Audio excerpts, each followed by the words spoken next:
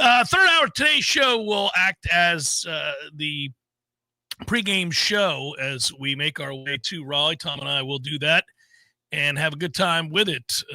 Second, some would say penultimate,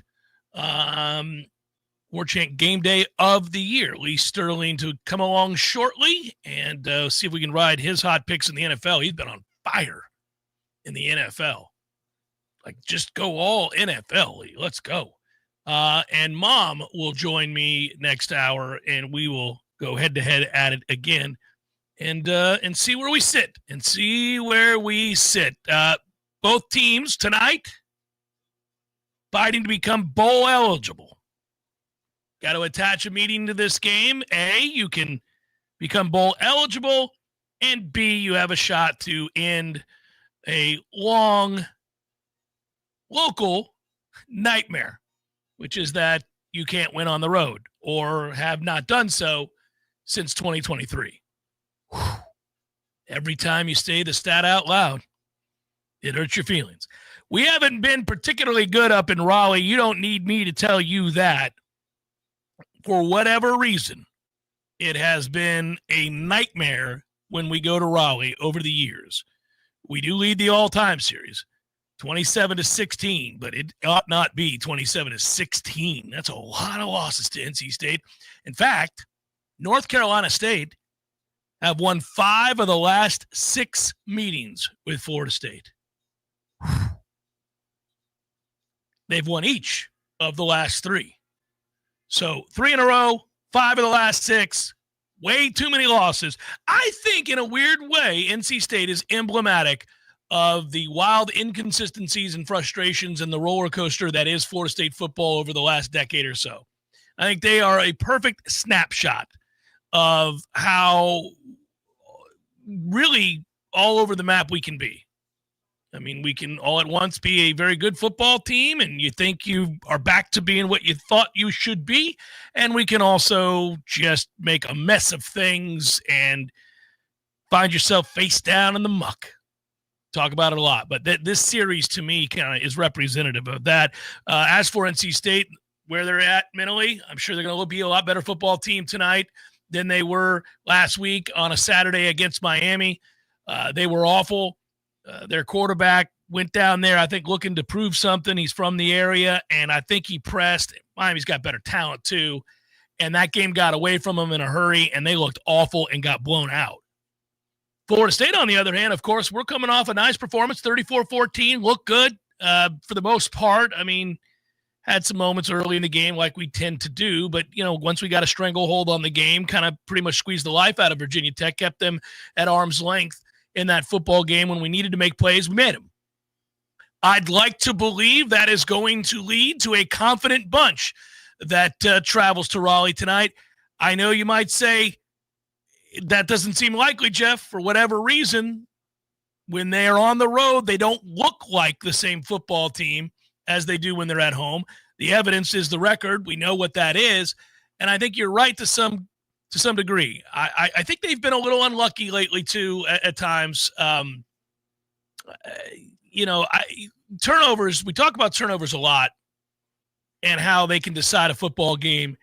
But when you turn the ball over, how you turn the ball over, where you turn the ball over can have a psychological impact that changes you as well. And Florida State's had too many moments where you have a chance to make a statement, you have a chance to garner some momentum and gain some confidence, and you turn it over in the red zone.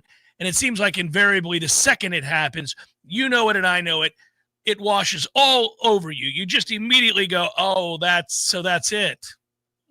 That's what they're done. And it shouldn't be that way. You'd like to think you're tougher than that, but man, sometimes you just know in the moment that was it. That was the moment. Yeah, be it a turnover or a drop or a penalty on an explosive that wipes away an explosive, and that could be the other way. It could be defense. You get a big sack. This happens more in the NFL, but you get a sack and then you realize it's illegal contact and it's a first down. Like these types of things, they add up. They're cumulative. And I feel like if this team was littered with freshmen and sophomores, like you got this result out of a bunch of younger players, my attitude towards everything, immediate picture and big picture, would be different. But what's frustrating about this group is they were brought in to raise the floor, which the floor has been raised. Hard not to. We didn't even have any floor. It was just dirt and ground. Dirt, yeah. But they're also extremely old on offense, especially. And in a lot of positions, we are old on defense, too. Not every single one of them, but quite a few. We did go reach into the portal, bring some guys back who are veterans. And that's what's frustrating here is they are so close in a lot of these games. And you look at luck and turnover luck or poor situational play, and you really don't have to convince yourself too hard about they're this close to having 2 more wins on the docket than they already do and being 7-3 entering this game. And there being no conversations whatsoever about the big picture. It's can they finish the season strong, get to 8 or 9 wins? But because they're so veteran, they come and they go. This is the microwave era, as Ira once put it, of college football. This group, you feel like you could have gotten a little bit more out of them. And they still have 2 games to go. But that's what's hard is if this offensive line, and let's say Tommy was a second-year player, you think, all right, I've seen a lot of moments that give me hope for next year. But this whole O-line is gone, and Deuce could very well be gone next year. And Darrell Jackson, who has done a good job holding up, especially when we're in 3 down fronts, we played a lot more 4. Goodbye. Like it's tough. You feel like at 5-5, you really should be in a better position than you are as we kick off tonight, which is hoping to make a bowl, and you need one of these next 2 on the road to do it. Yeah, well, that's where you can't lose the Stanford game. And then if you'd like, I mean, go ahead and it's okay to win that Virginia game or even Clemson, who I didn't think was very good at all. So, you got to find ways to win those games. We'll see if they snap the losing streak on the road tonight. It's crazy to think about 2 years worth of losses on the road. I don't even know how it happens in this league, especially. It's not like you're going into some sort of cauldron where you're like, well, you did go on the road to LSU. You did go on the road to, Alabama or Georgia or Florida or, name many of the cathedrals of the sport that do reside in the SEC and Big Ten where they are legitimately tough places to play. You go to Oklahoma, that ain't easy. Going to Texas A&M, that ain't easy. You're going to Virginia, Stanford. You're going, come on. Sleepy ass little stadiums. It shouldn't have an effect. It's troubling. And it does. And it did. And it happened. And so that's why we live with the attitude that we live with right now, which is frustration, displeased. Yeah. Well, listen, get to 6-5, get to 3-5 in the ACC. It's not like you're going to beat your chest, but it would make for a nice Saturday. It would make you'd end a losing streak. B, you'd beat NC State, who I'm just tired of. They're like a gnat that you can't locate. It's frustrating. You'd be over 500. You could watch Saturday's games with a little weight off your chest. All right. I mean, look, this isn't ideal. There are a lot of things I'd change, but whatever. We're 6-5. I'm going to watch these football games today. Always feel better after a win than a loss. So I am having a hard time pegging the game because NC State's 4-1 on their home field, and they've looked good for the most part at home. For the most part, not always. But, they did beat Virginia. They did beat Georgia Tech, providing them their only loss. So it's in them to play well is what concerns you, because it's certainly in us to not play well on the road. So you worry about it. But at the same time, some of the numbers, and we'll get into a lot of these during Warchant Game Day in that third hour, but there are all kinds of like traditional stats as well as advanced metrics that tell you kind of have your way with this defense. I mean, Florida State ought to be able to move the ball pretty easily against a group that has had it moved against them by just about everybody. Yeah, this is the hard part of this discussion about general offensive statistics versus ACC offensive statistics. It feels like every time we summon ourselves for a pregame or a game day the Friday before when we're playing an ACC opponent this year, outside of Clemson, and even then, we're talking consistently about, well, this defense is gettable. Like, I mean, every single one of these teams. It's a down year in the league. The league's not always this bad. I'm not saying that the league is, annually this bad, but it's bad this year. It's just not a good league. Specifically pass defense. Oh, yeah. Week in, week out with all these teams. Just go right down the list and look at the opportunities that were there for Florida State to score a lot of points against a lot of bad defenses. The Stanford one sticks out, but I'm here to tell you that if Deuce doesn't get hurt against Pitt, there were a lot more points on the board for that game. And obviously, these last couple of games, we did score a bunch at home at Wake Forest and Virginia Tech, but it's just this broken record of they're really not that tightened up in the back end of the defense. And that's where it does feel like the opportunities have been there. We all know it when Tommy drops back and he throws. We go, come on, somebody's going to be open. Please complete it. That's where when we're 10th in the ACC in offensive output in terms of points per game. In the ACC, yeah. This is a gettable. Yeah. This is a gettable league. And it doesn't stop here. Our ACC finale is very much in that ilk, in that spirit, because NC State in ACC-only games is 16th out of 17th in points allowed. Oh, yeah. People find ways to score points on NC State, and they do so without prejudice. Their defense, they can't get off the field on 3rd and 4th down. They're 114th in the country and getting off the field on 3rd and 4th down. It's awful. So, like, drives get extended. People can put drives together against NC State. They do it all the time. You look at what they give up in terms of available yards percentage, it's awful, 129th. If you look at the EPA per pass, they're 125th. They don't stop it at all. And then you want to say, well, maybe they're better against the run. Well, they are, but they're 60th. It ain't great. It's, EPA per rush. You look at just things like success rate and their overall as a team. You go one by one. You go through defensively. They're 125th with those metrics against the there they are. They're 102nd against. I mean, golly, the yards per play and the points per drive metrics are awful for NC State. I mean, any number you look at screams, all right, you're going to score. The real question tonight is, are you going to stop them from scoring? Right, except for that last part that you just said. If you compared your take right there with the numbers, citing them head to toe, the transcript of what you just said compared to the Stanford transcript the day before we played them. Oh, yeah. These are identical conversations. Comparably, yeah. Which is why if you do have some concern or you say, I know what they're capable of doing, and that by that you mean NC State's defense not playing well, Stanford, it's the same thing. All of their numbers, success rate, EPAs, the basics, 110th, 120th, 132nd in one case, I think I recall. Here's your second chance. It's the same thing. The helmet even looks the same. It's just got an N and a C wedged in there where the Stanford just has the S. It's the same type of test. Now, Tommy's healthier, and I think that can make a world of difference here. And so is Deuce, for that matter. Deuce was still mending to some things when we were hitting the West Coast. The oddity, there are a few things that are different going into this game than there was going into the Stanford game. And I don't know why. We all felt it. I don't know if it was the West Coast and the time being 10:30 at night, or the fact that the expectation is that that's an easy walkthrough kind of game, and your spidey senses told you it wasn't gonna be. It got kind of weird, We said that even before the year. You're like, well, if you go take care of business, you should be fine. But golly, fool around and let that be close for a while, it could get unnerving. Well, and it did, right? But going into the Stanford game, you had lost 3 consecutive games, so there was a different mindset there. That losing 3 in a row before going to Stanford, I think, certainly affected this team's psyche.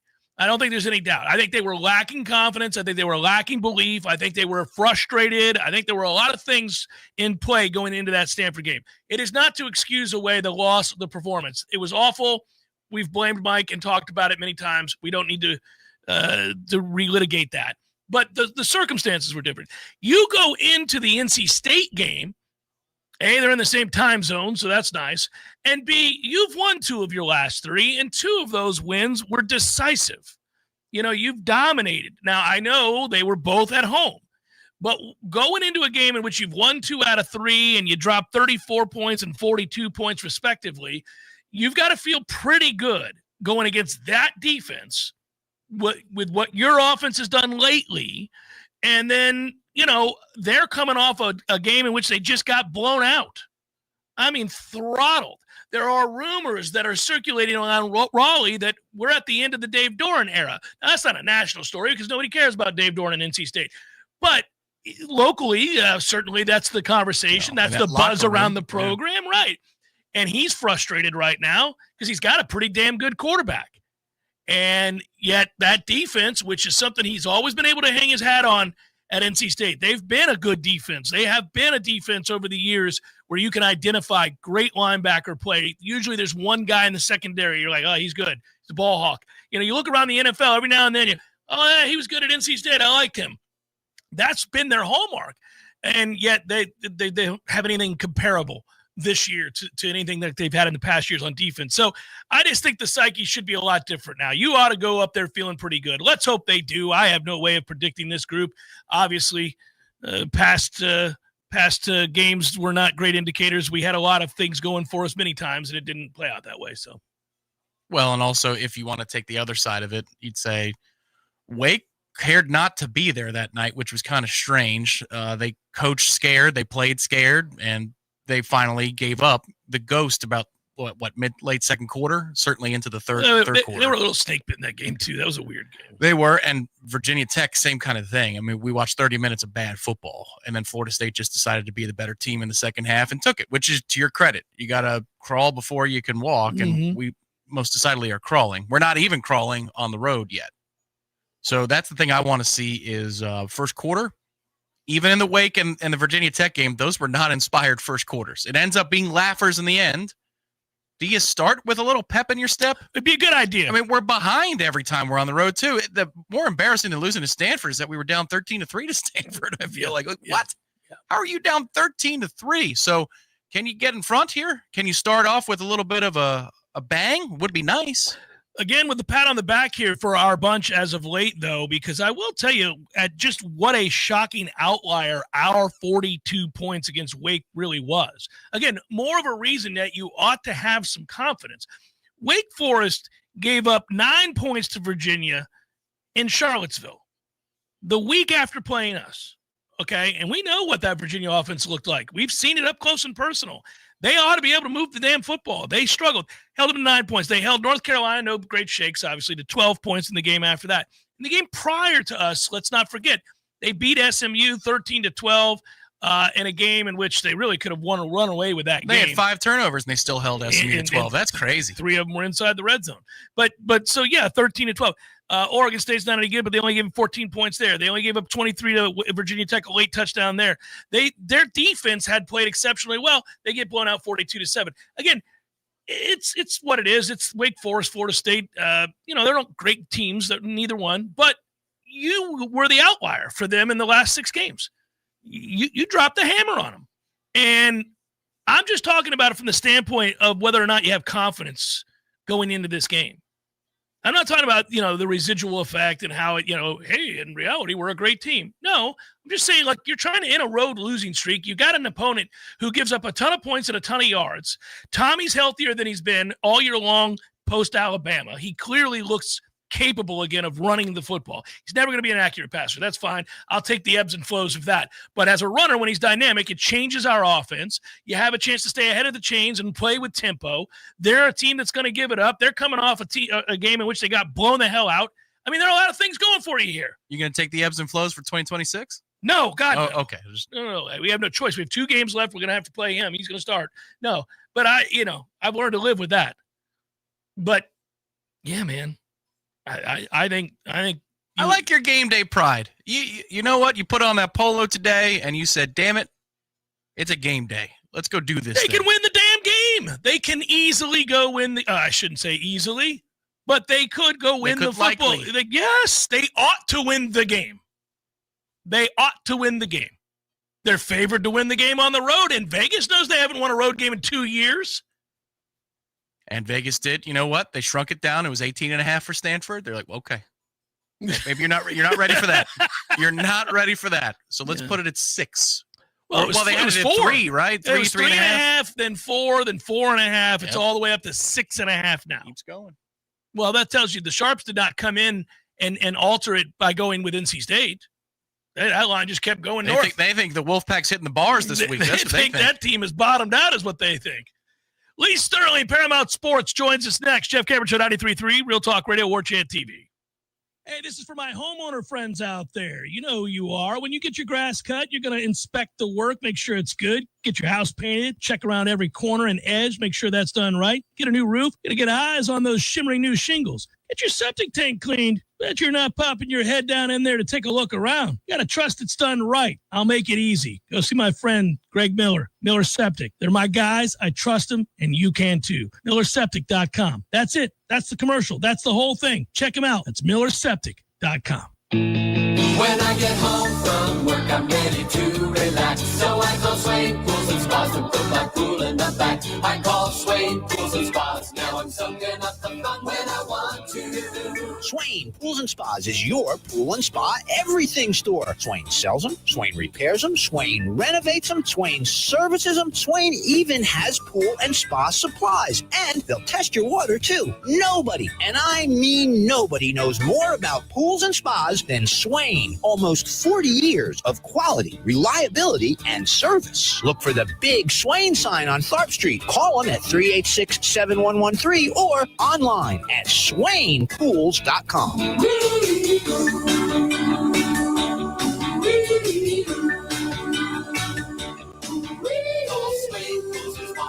Soaking up the fun when you want to.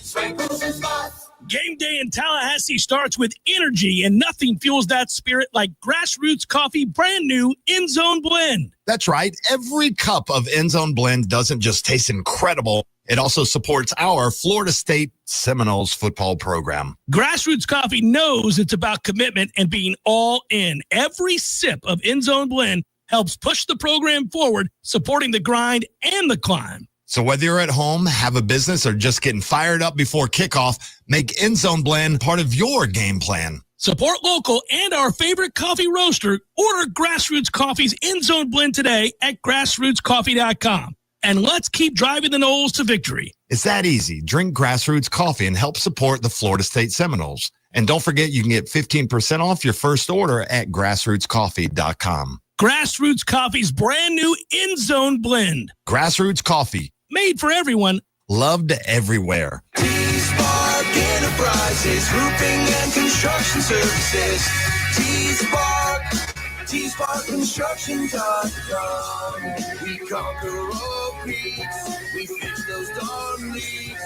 Call 850-766-1340. T-Spark Enterprises, roofing and construction services.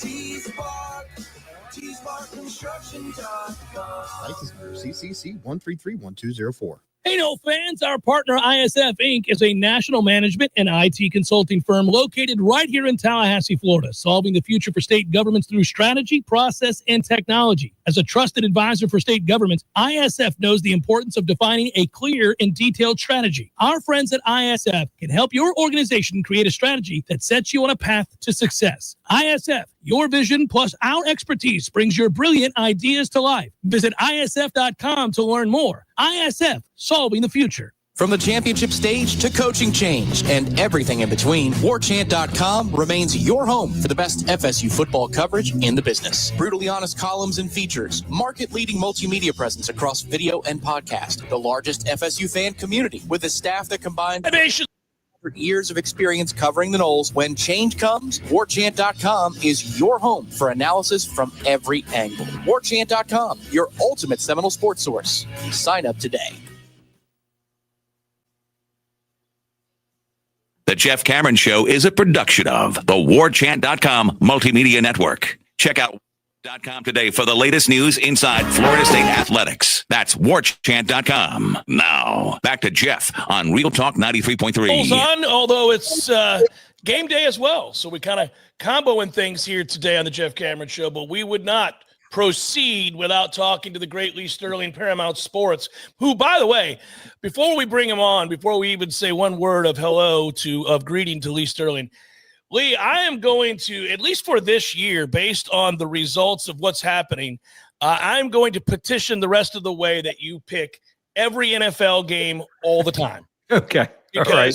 The role you're on in the NFL, and I'm telling you, folks, this is documented, unprecedented. What are you, like 31-9 in your last 40 NFL picks? It doesn't make any sense. Well, 33-11-1 now. Okay. 33-11-1. That's absurd. Yeah, it is. Lee, but race I will to say Vegas. This. Get out of this room. Go leave. I'll never do this again. But I will say this. The NFL is easier than college football. I agree. Because they can't hide the injuries anymore.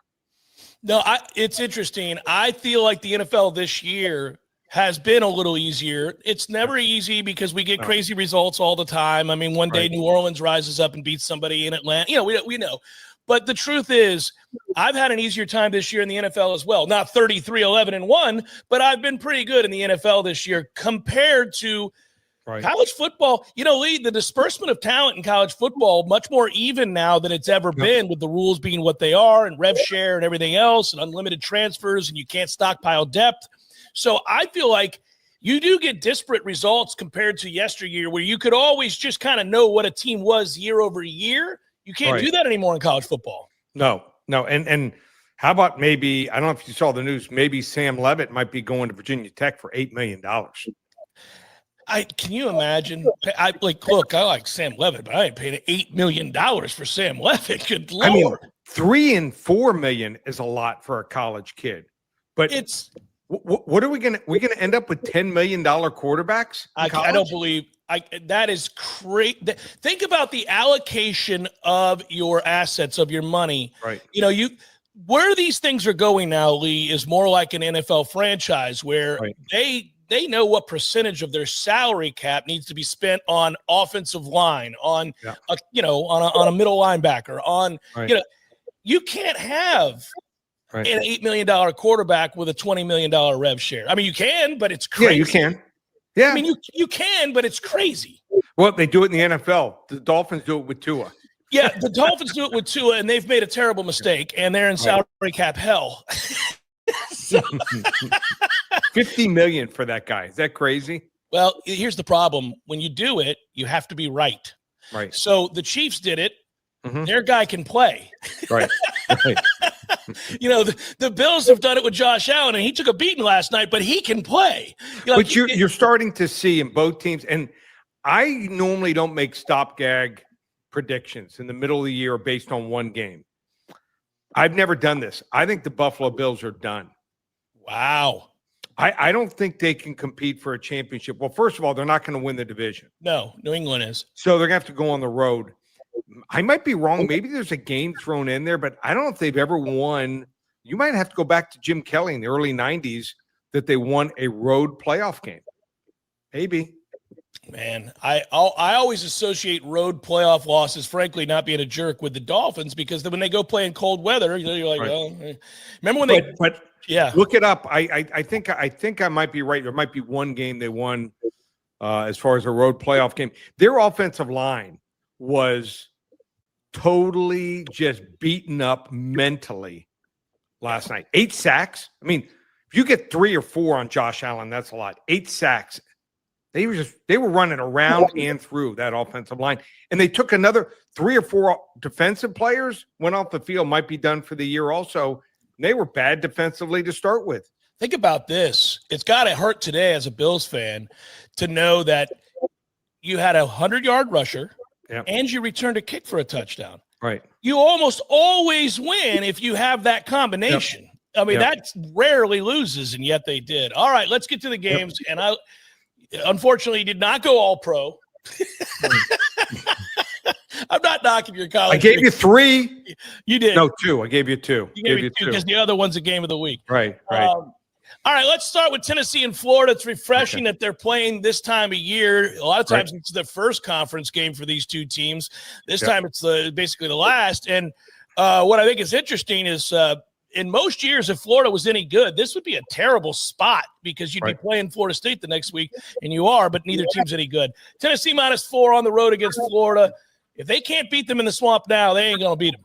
Right. I think the last time was Philip Fulmer and Casey Clausen was a quarterback. Mm-hmm. Before that, you probably got to go back another 20 years. So they lose early and often in the swamp, but maybe not this year. I think that Florida has got some real problems on both sides of the football. Ole Miss looked terrible on offense last week in the first half. They figured it out somewhat in the second half and still scored 34 on them. Week before that, Gators were horrible at Kentucky. One of the laydown games, gave up 38 points here. So the question is, did some people think that Tennessee maybe might be sliding because they played New Mexico State and didn't look great, but I think that was a glorified scrimmage. They're going to let it all hang out. I think they have a better offense right now than Ole Miss. Ole Miss has kind of gone in the tank here last couple of weeks or at least kind of spinning their wheels.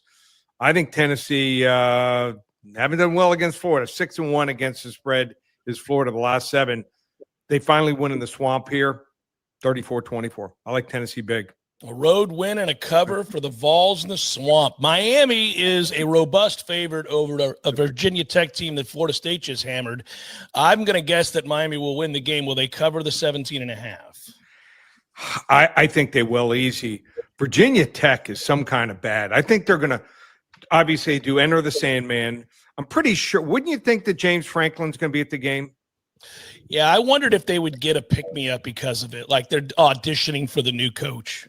I think he's going to be there, and if he is, they'll probably the over/under the times they show him is at least 3.5. Oh, right? we're going over. We're going over. Yeah. And, until the fans leave at halftime. Virginia Tech is horrible. Yeah. Much worse than even NC State last week. So they haven't scored 30 points total in the month of November. They have given up 235 or more rushing yards in 3 of the last 4 games. They have given up 12 rushing touchdowns the last 4 games. This kid Prindle's coming on for Miami. He's number 4 in the depth chart. He's kind of their speed guy. Miami's going to get back 4 starters here this week. They love to pound the ball, and Virginia Tech can't stop the run here. Your teams like Miami, you're going to pay an extra 3-4 points. Miami, Oklahoma, who else? Vanderbilt, if you want to back them. You're going to have to pay a little bit extra if you want to back them. The teams on the fringe looking to make the college football playoff. I say you take Miami here, 38-14. They win and cover. Lee, the line for Florida State has moved all the way up. I saw this morning, I think, to 6.5. Right. Look, I know NC State defensively is a mess. You can really throw on them, but Florida State's offense is not predicated on the pass. No. You can run on NC State too. They don't do anything well.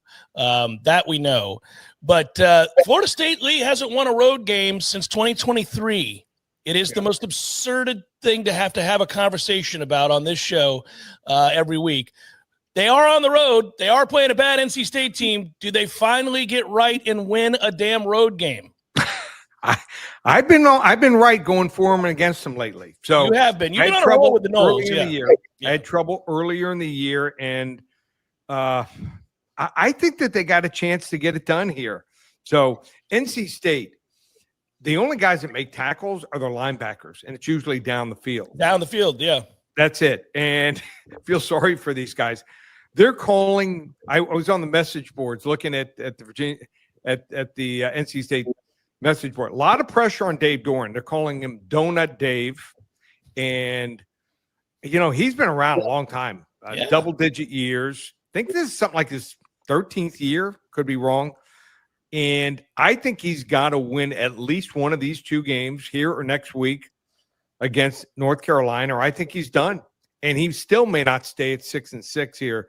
So CJ Bailey was terrible last week. I know he was probably pressing a little bit, coming back to Miami to play in his hometown, but he's so turnover prone, throwing interceptions. He doesn't see the linebacker in coverage, has trouble with that, and that's one of the reasons some of these big teams weren't on him here. It's easy when you got you're playing at Chaminade and you got 2 receivers going to D1 schools, might be 2 of the top 10 recruits that year, to throw to guys on the outside. But there are some weaknesses in this game, and I think Florida State can confuse him with some different schemes. I like Florida State here. I think they win this game here, 30-20.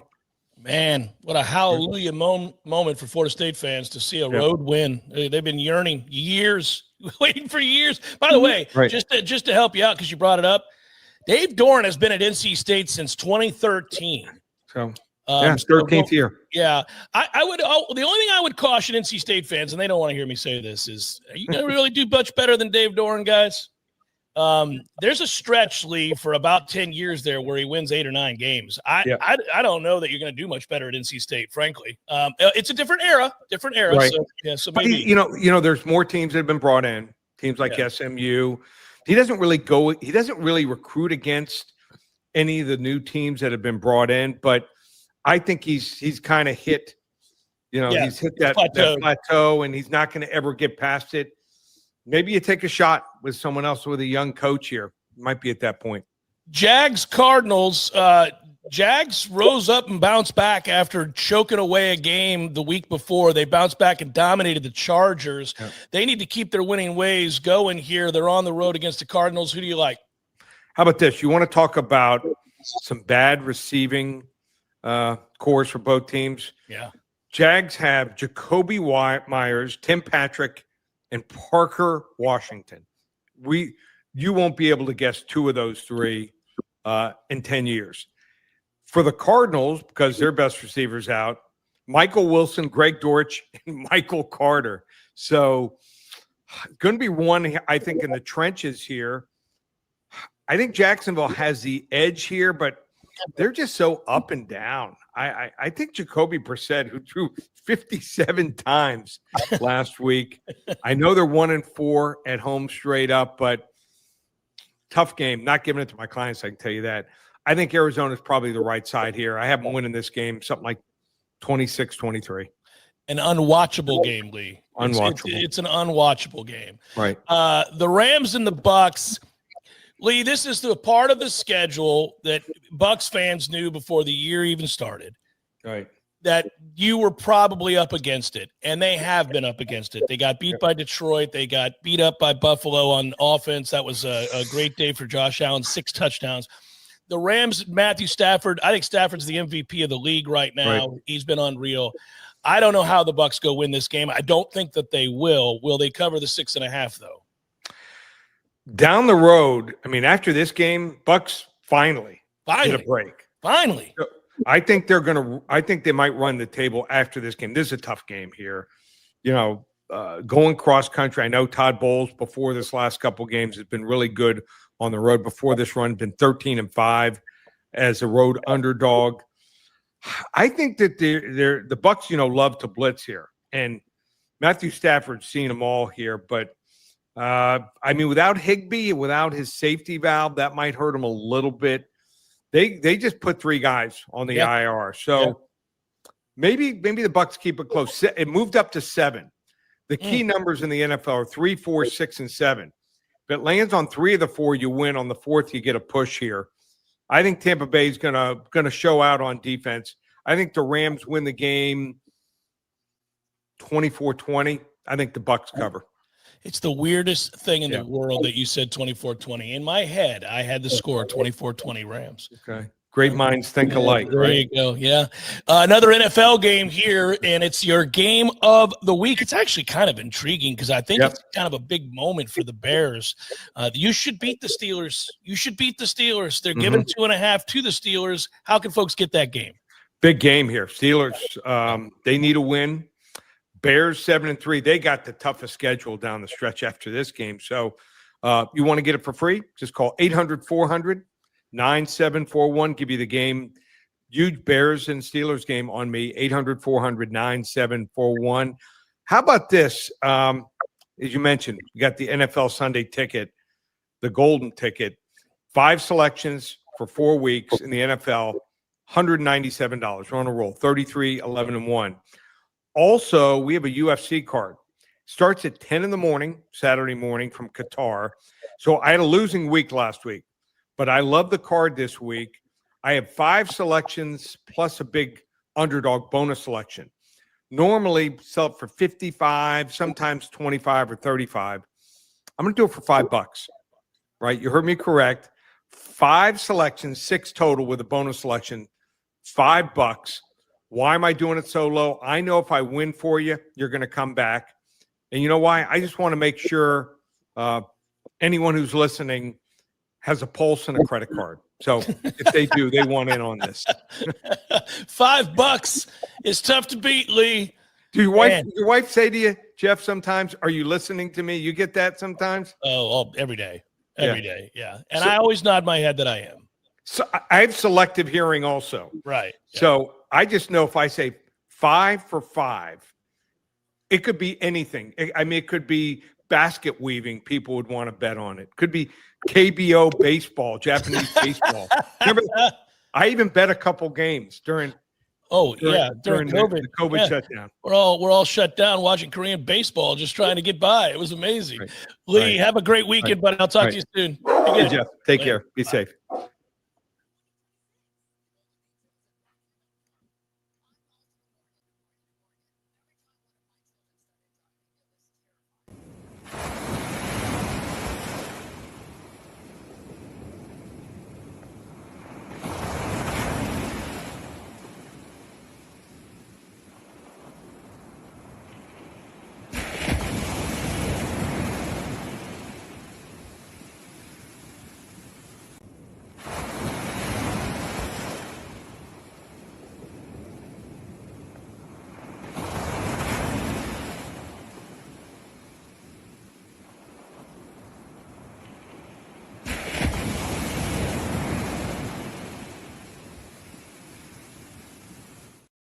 And accused of not paying nearly $400,000 to 5 other clients. This is Rachel Lene with your Real Talk 93.3 Local News Update, brought to you by Macklemore Systems, Tallahassee's go-to Mac store. Check them out online at MacklemoreSystems.com. This is meteorologist Paul Trombley with your Real Talk 93.3 weather update. Mainly sunny skies this afternoon with a high of 81. Southwest winds 5 to 10 miles per hour. Mainly clear skies again tonight. Lows level off around 61. Sunshine mixed with clouds at times. Tomorrow, highs level off around 82. Temperatures above average Sunday and Monday with highs from the upper 70s to the low 80s. This report is brought to you by the Lawn Johns. For all your landscaping and lawn care needs, visit thelawnjohns.com. Currently, it's 69 degrees. Feeling sluggish? Wake up your body the right way with Vigor. The all-new Vigor Cold Plunge Tub from Hot Spring Spas is now available exclusively at Pinch a Penny Pools and Spas in Tallahassee. Boost circulation, reduce inflammation, sharpen your focus, and more. Elite athletes do it daily, and now you can too. Experience the power of cold therapy in your own home. Come see the Vigor Cold Plunge, available only at Pinch a Penny on Capitol Circle Northeast and Greer Road. Hey, Jeff, what's up, buddy? I was just thinking, they never tell you that when you grow up, one of the things that you'll miss are the games that you created with your friends in the neighborhood. Oh, good days. So I would have my buddy come over, and then we'd make up these games that were kind of like a hodgepodge of every game that you've ever played. Kind of like the bikes we built. Correct. Yes. And it's a grand experiment. In the beginning, nobody knows how to play the game, and you argue about what the rules are going to be. And in the end, everybody knows how to play the game. By the end of that summer, you know the rules, the neighborhood know the rules, and you play that game like it's the greatest game ever played. And you still try to break the rules, right? Oh, if you ain't cheating, you ain't trying. But at the end, Eddie, you're never going to play it again, and you'll think about it the rest of your life. And the best game you ever played was that game. Never been a better one. Hey, you want to have a Gordo Smash, Jeff? I do. I'd like that. Gordo's, bringing the flavor and flair of Cuban food to Tallahassee since 1996. The Jeff Cameron Show is a production of the Warchant.com Multimedia Network. Check out Warchant.com today for the latest news inside Florida State athletics. That's Warchant.com. Now, back to Jeff on Real Talk 93.3. Kisso D asked in the chat, when did the players carry some of the disappointment and weight? Well, I imagine they do, but you can't fire the players really. And, that's why ultimately the guy making $10 million a year is the one who's the subject of the ire. The players have made plenty of mistakes. I mean, they're not devoid. And we're at a place in college football where that whole conversation has changed because you're paid. Obviously, you can have more direct criticisms, or at least it's deemed certainly more acceptable than what I used to do when they were not paid. Now I can do it guilt-free. I don't have to say, well, they're amateurs. No, they're paid. They're paid. They're professional football players. They're paid. Get it together, guys. Start playing better. There have been a lot of mistakes across the years. Now, in the beginning of the current coach's tenure, then it was understandable. Last year was inexplicable, and this year has been disappointing with the amount of mistakes that have been made. But yeah, it's a shared thing. There's one real common denominator between last year and this year if you consider both of these years to be unacceptable. Some don't. Some think this year's result is acceptable because it shows market improvement from 2024, and that's fine. But if you think that both of these years are unacceptable, well, the main common denominator is it ain't the coordinators, and it's not position players at most positions. It's the head guy. I had a weird dream last night. I told you I haven't been sleeping well lately, and this is my cross to bear. Since I've entered my 50s, I will wake up in the middle of the night for no reason, all the time, and it gets old, especially if it happens incessantly in any given week. Because by the time you get to about Thursday or Friday, you're like, I'm exhausted. It'd be nice to get more than 4 or 5 hours of sleep a night. This sucks. Get it together. But I'm always searching my brain as to the hows and whys. What's causing it? Did I not have enough water? Did I drink too much caffeine? Did I eat too late in the evening? Is there something that I'm supposed to have done that I haven't done and my conscience is telling me you need to get this done? Have you done the evening workout thing yet? Have you tried that? No, I tend to work out right after the show or in the morning. So like I leave here, let's say 4 o'clock or 3:30 or something like that on a given day, depending if we have a pre-record or not, and I go straight to the gym. And then if I don't do that, I do it in the morning around 7:30 or 8 a.m. After the kids get off to school, then I just go straight to the gym. You got it in you for a 7 or 8 p.m. workout? Why? Why would because I work you out? might sleep like a baby through the middle of the night if you tuck yourself out. The last little bit, the last vestige of energy that you have. I don't know, man. You don't want to do it. I like he doesn't want. You don't want to sleep. You don't want to sleep. sleep. Well, this is the point. I awoke last night from a dream in which I was having. I mean, this was vivid. In which I was talking to Tony White, who I ran into at the gym. Now, again, this was a dream. Somebody's going to take this cut and be like, Jeff ran into Tony White at the gym, and they were talking about his future. No, I didn't. It was a dream, but it seemed so real. And I was walking out as he was walking in, and I said, hey, Coach. He said, hey, Jeff. And we started talking. And then I said, so it looks to me like you're leaving. There's one and done, huh? And he's like, yep, I've got a head coaching job lined up, and I couldn't pass it up. Now we know it's a dream. And I was just I thought it was interesting. And I was talking about the job, and he was trying to be coy. And it was fascinating. And I thought, oh man.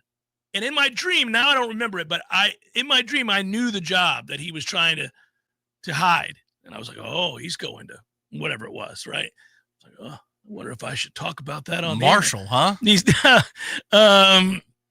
So I just that was interesting. And then when I woke up, I went, oh, well, that didn't happen. I didn't talk to Tony White. He's not taking the Kennesaw State job. Why in the world did I think that? And then I realized that there were all these rumors out there that Gus Malzahn was interviewing for the Arkansas job. Really? Yeah. Did you see that? No, I knew he was in Arkansas because of sad family matters during the most recent bye week. Yeah, there's the story out of, I think it was Fayetteville. Yeah. When Arkansas has an opening for head football coach, two things are certain. Gus Malzahn and John Gruden's names are going to be mentioned. That's a good opener. Could this be the time Malzahn and the Hogs connect on the head coaching job?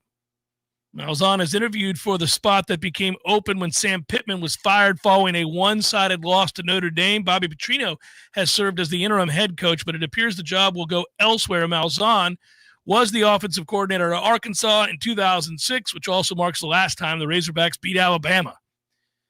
And he goes on to document his career, what he did at UCF as a head coach, what his numbers were as an offensive coordinator, why they would maybe be interested, because he played college football at both Arkansas as a walk-on and then Henderson State. Later, he was a wide receiver for Smart, a high school there locally. It goes on and on talking about him being a candidate for that job. It's an honor to take this job, and look forward to playing some tough football questions. Tulane's John Summerall, Memphis's Ryan Silverfield, South Florida's Alex Golesh, Washington Commanders offensive coordinator Cliff Kingsbury, North Texas's Eric Morris, all rumored also to be candidates for the job, but Malzahn is 100% said to be interested in that job, interviewing for that job, and wants that job. That according to this report, not anything that I'm reporting. Coach Richard Morris, Fayetteville News Observer.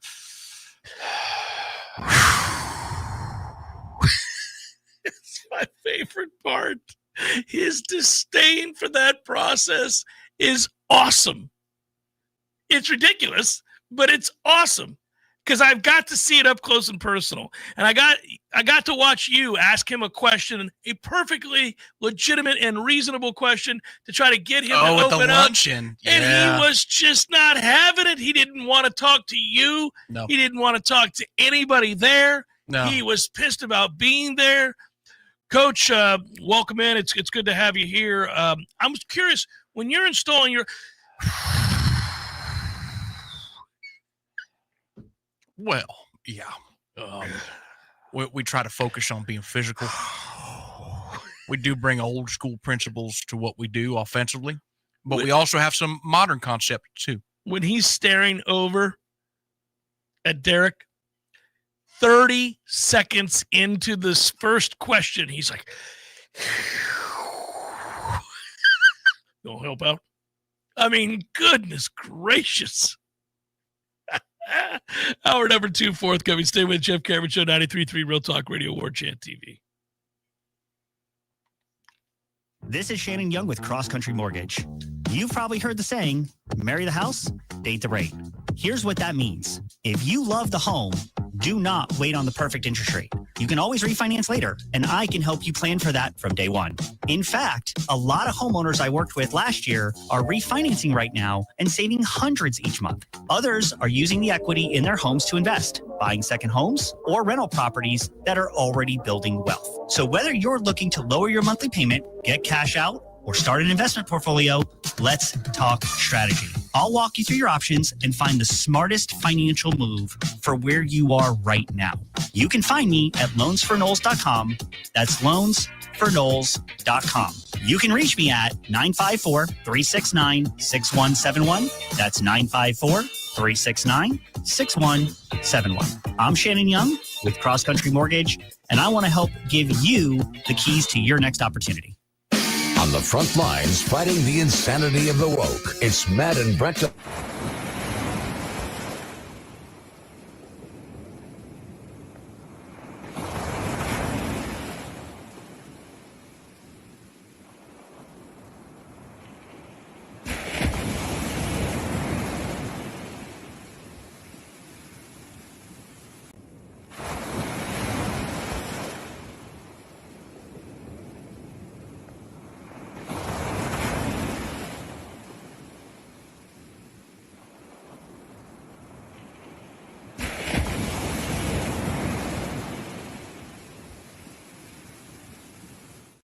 Or for your trade-ins in the big chain stores. That's not all. Games for Less now buys and sells new and used vinyl records to boot. George loves the Beatles, by the way. Reserve all the new releases today at Games for Less, conveniently located in the Walmart Supercenter Plaza on Appalachian Parkway.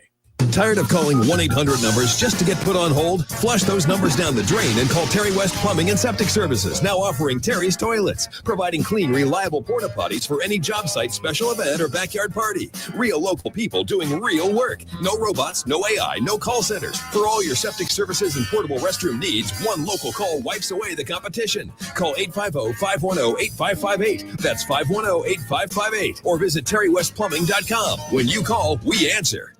Love to compete on the dartboard? Then it's time to head to the CP. The Corner Pocket Bar and Grill is Tallahassee's premier dart bar, featuring steel tip boards and soft tip internet play. The Corner Pocket hosts leagues and tournaments regularly. Just check out their social media to find a time that works for you. And in between games, grab a pint and a bite in the cool AC, or enjoy yourself outside on the deck. Whether you want to catch a game or start one of your own, the place to be is the Corner Pocket Bar and Grill, 2475 Appalachian Parkway. Tallahassee loves the Corner Pocket.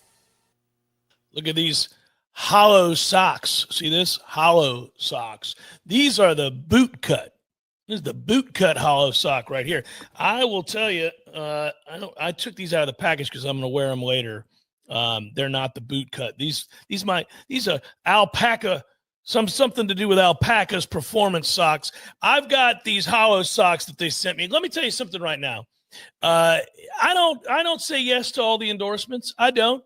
But when Tom told me that Hollow Socks wanted to send me some socks, the boot cut, I got the compression sock, I've got the everyday active sock, I've got all the different kinds of socks. I'm not an expert on socks. All I asked Tom was, are these fine folks that are sending me socks, Hollow Socks, are they comfortable? Are these good socks? And he said, well, I don't know. but they're going to send them to you and you get to try them. And if you don't want to talk about them, then we'll say no. But if you like the socks, then make sure you talk about them. So I'm talking about them because I love them. They're comfortable. They're great. I wore a pair on Monday to work out. That's the true test. When I work out, I got to have comfortable socks. You can't be out there sweating in uncomfortable socks or having them feel weird in your shoe. Not only they did not feel weird in my shoe, they felt great. They felt comfortable. They felt supportive. They felt like I should be working out in them. They're really, really good socks. And I think most of you watching this are like, all right, I like a good pair of socks. Socks are underrated. I mean, I know people who spend all kinds of money on socks, and at the end of the day, you really can't tell the difference. I could tell the difference with these socks. I like them. That's why I showed them off to the camera. I think you'll like them too. They've got socks for camping. They've got socks for hiking. They've got socks for hunting. Hunting's not my cup of tea, but if I were hunting, I'd like these big old thick long ones that go to your knee, right? Especially when it's cold outside. They've sold over 2 million pairs of socks. So a lot of people are just like me saying, I'm down with the socks. I like the everyday socks and the compression socks. Those are my two favorite. For a limited time, Hollow Socks is having a buy two, get two free sale. Head to hollowsocks.com today to check it out. Hollowsocks.com for up to 50% off your order. After your purchase, they'll ask you where you heard about them, and you can support the Jeff Cameron Show by saying, I heard about the Hollow Socks on the Jeff Cameron Show. Look at that. Do it. Go to hollowsocks.com. Get you some Hollow Socks. Get those alpacas. They're good. Support built around what matters most to you, because there's still so much ahead. Call 850-399-9039 to learn more. Pay-per-view fights can ring up big bills, especially since in the Octagon there is one every few weeks. That's why the Seventh Hill Tap Room right downstairs from Corner Pocket Bar and Grill carries every single fight. Plus, unlike most pay-per-view bars, there's no cover charge. And drink specials too, like $3 select domestic beers and more. And if you enjoy international soccer, Seventh Hill opens early. $2 mimosas on Sundays, anyone? The Seventh Hill Tap Room, 2475 Appalachia Parkway, just downstairs from Corner Pocket Bar and Grill. This is Wayne Hooks, Location Coordinator for Wreaths Across America for the Tallahassee National Cemetery. Please help us in our mission to remember the fallen, honor those who serve, and teach young people the true cost of freedom by sponsoring a remembrance wreath at wreathsacrossamerica.org/FL0055E by December 1st. And join us at the Tallahassee National Cemetery on December 13th to honor our fallen heroes. Thank you.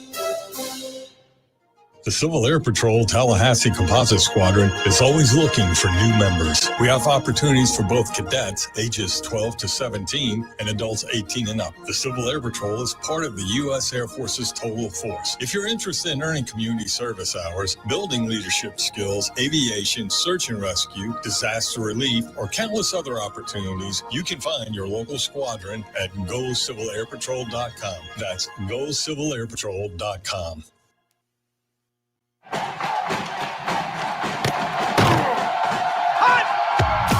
Broadcasting live from Florida's capital city, this is the Jeff Cameron Show, brought to you by Orange Theory Fitness on Real Talk 93.3. Now, stop what you're doing and listen closely. It's time for the Jeff Cameron Show in 5, 4, 3, 2, 1.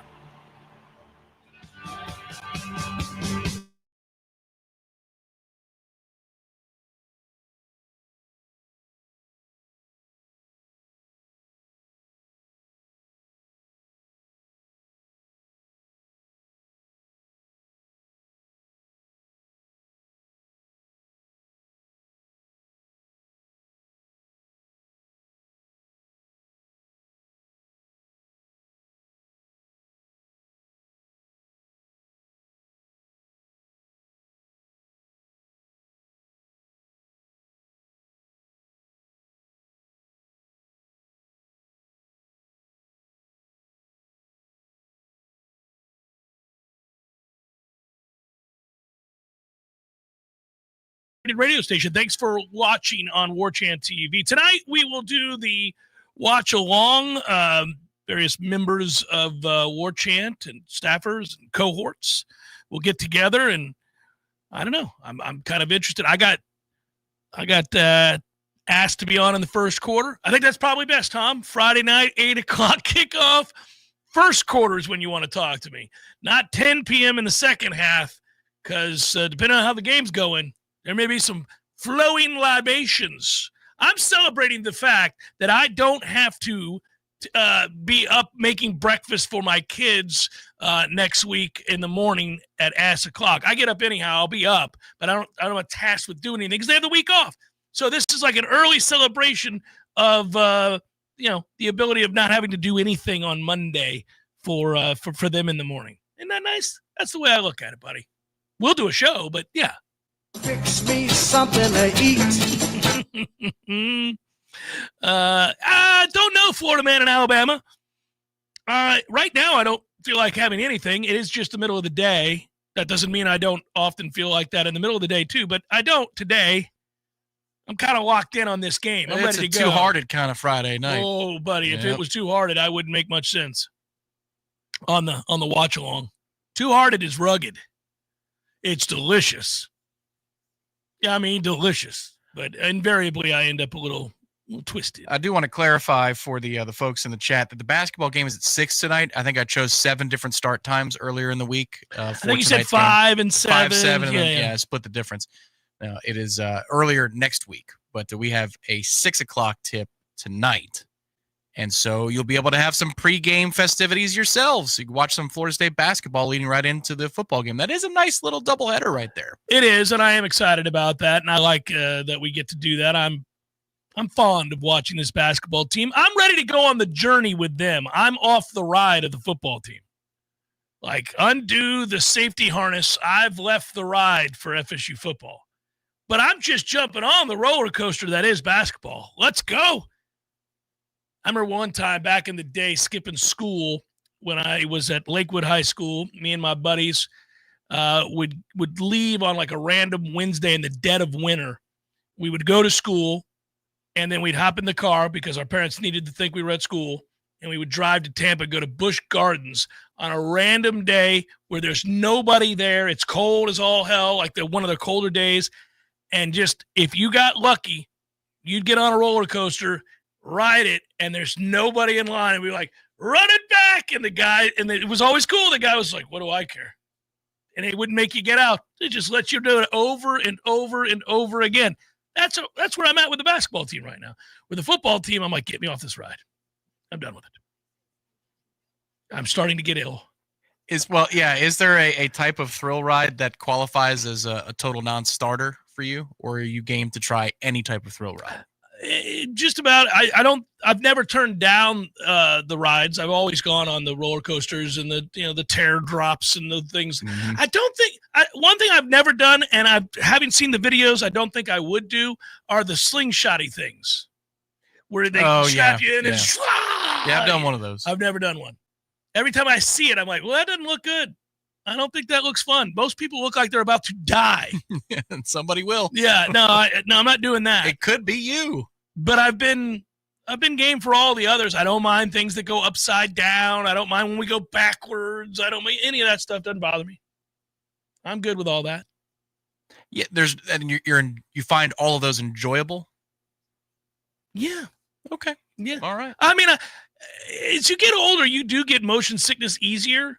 So you have to prepare yourself.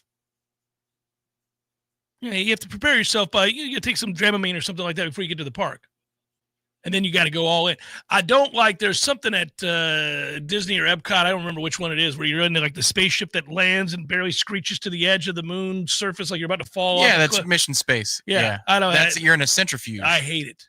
Okay, it so sucks. One. I get sick every time I'm on it. There's never any line for it. No. Most people do. It's not a great ride, but I hate it. I get sick every time. Somehow my mom did it years ago. Oh. I don't know how we got her on. You couldn't go on a roller coaster these days because of all the vertigo situations you've had. I have to be very choosy, and I can't. Sometimes I'll be at the theme park. It'll be me and some libations, and I'm like, nope, I got to have a cohort here in order to make sure we don't have a problem.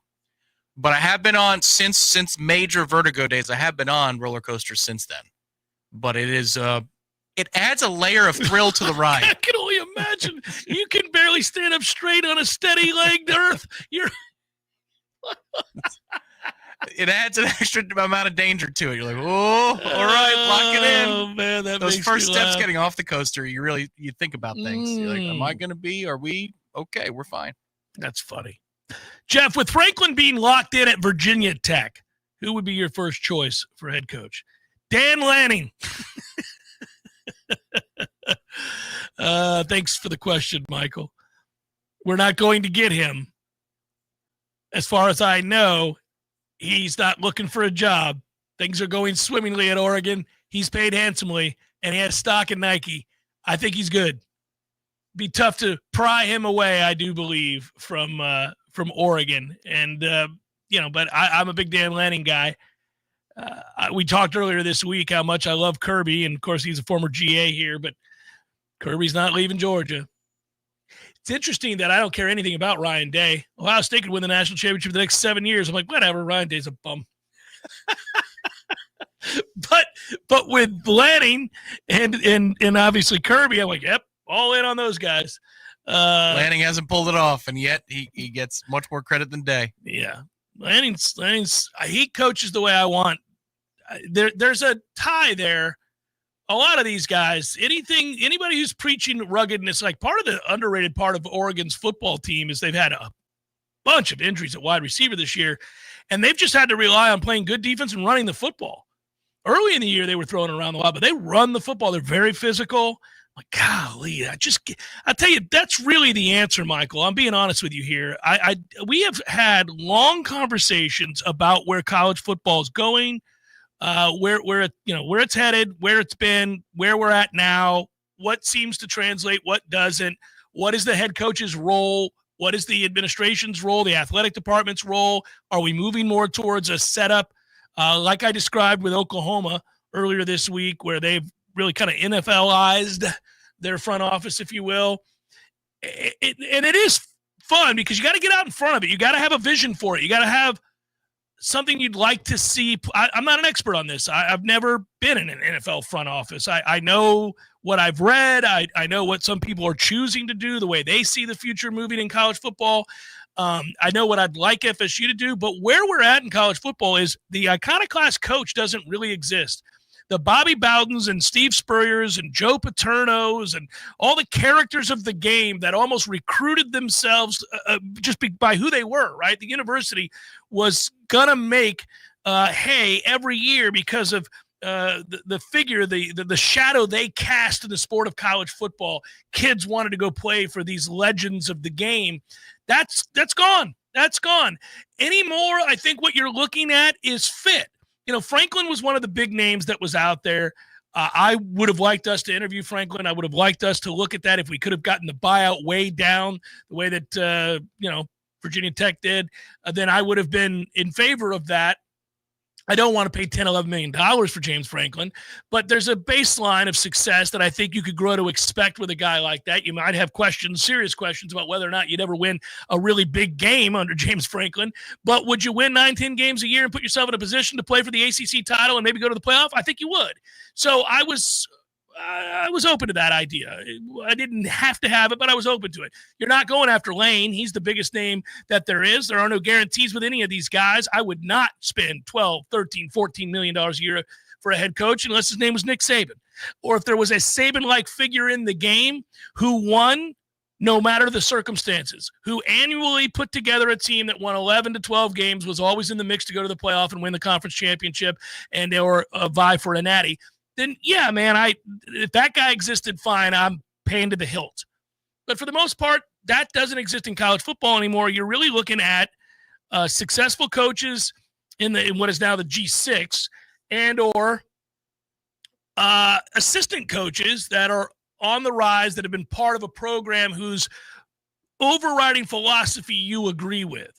There's names that come up that are youngish, guys that 34, 35, 36 years old, but they've been a part of successful programs. They've seen the way that the way that they were structured. They're generally speaking, if you're part of a program that exudes toughness, I'm going to interview you. I'm going to want, because I think that's never going to leave football. Lots of things have left football. Lots of things have changed about football. That's something that will never leave football. Yeah, the question is, if you did want a Schumann or somebody like that, right, are you turning the keys over to them, or are you turning the head coaching responsibilities over to them and imbuing a general manager with power as well? That's the next decision for, I think, a lot of programs. I don't think that's going away. I don't think that's a Stanford thing or an Oklahoma thing. I think that is going to be a significant part of the conversation in college football and structuring football programs in the near term. Mm-hmm. I don't know how long it's going to last. Maybe collective bargaining, if you could ever get there with players, sees the general manager role reduced or less necessary. But in the time we're in right now, I think a GM is going to be a big part of the conversation. So when you make the move, it's going to be a natural follow-up. That's not just something that's happening in this market in Tallahassee. It's whoever that decision maker is, be it Peter Collins or Michael Alford or whoever, when they announce that there's a change, and probably not this year, but whenever they announce there's a change, I think those questions, if they open themselves up to a press conference, will be, are you looking at a general manager and a coach, or just a head coach who will be running the entire football operation? Yeah, I agree with you. It's a fair question to ask, too. Yeah, I think it is a changing landscape. We're seeing this all over college football, and you want innovative, forward-thinking people making these decisions, somebody getting out in the front of where they think college football is headed. When you listen to agents, and I have some sources that are agents in the sport of college football, and I'm always interested in their perspective because they have clients, obviously, and they get to know a lot of schools, a lot of philosophies, a lot of coaches, a lot of NIL groups, and how that gets allocated and what the belief about the future of NIL is. It's different from one place to the next.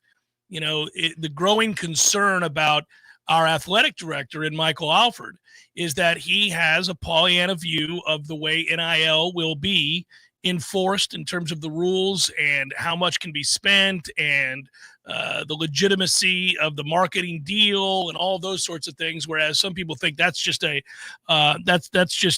farce, that it wouldn't hold up in court. Anyhow, you're not going to control how much people can make. There are ways around it anyhow that the review board can't see. We talked some about how that would look with successive $590 deals and all of that sort of thing. And that you can't be that way. You've got to be aggressive and do what everybody else is doing until there are agreed upon stringent rules that are in place for college football, which right now the NCAA is not in a place to enforce anything. Everything that gets challenged by players or coaches or schools or agents gets sent to court, and the courts rule in favor of those doing the suing, not the NCAA. Time and again, we've seen that. But until that time, you do want to find people who've been immersed in a lot of different aspects of a football program. This is why you mentioned him a moment ago, Glenn Schumann. People look at his resume partly because he's been both at Alabama and Georgia. So that's the immediate thing. Is like right off the bat, you see a guy who was learning under Saban how to run a program, how to discipline, how to practice, how to get the most out of guys, and eventually how to pay them, obviously, and how to allocate funds. And he does it as an assistant. He's an undergrad analyst, later on a graduate assistant at Alabama, 2011 through 2014. He's the director of player development after that. That's another thing you look at. You're like, okay, director of player development. I like the way that sounds. Associate director of player personnel as well was a title that he held while at Alabama. He leaves Alabama. He goes to Georgia. He becomes a linebackers coach for Kirby. Then he becomes the co-defensive coordinator. Then he becomes the defensive coordinator. And he's built his resume that way on the field for two legends of the game and national champions. He's got rings for days. He's been around nothing but great culture and winning. And he's been on the field and off the field. And he's only, what is he, 30? Yeah, he's 35 years old. He's got a master's degree in sports management. All right. So that's a nice resume. But there are no guarantees. We could hire him tomorrow, and I'd be like, well, never been a head coach. I don't know. We'll see if he handles the big picture stuff all that well. Well, and I got to tell you, because it could be a failure, we should make the move.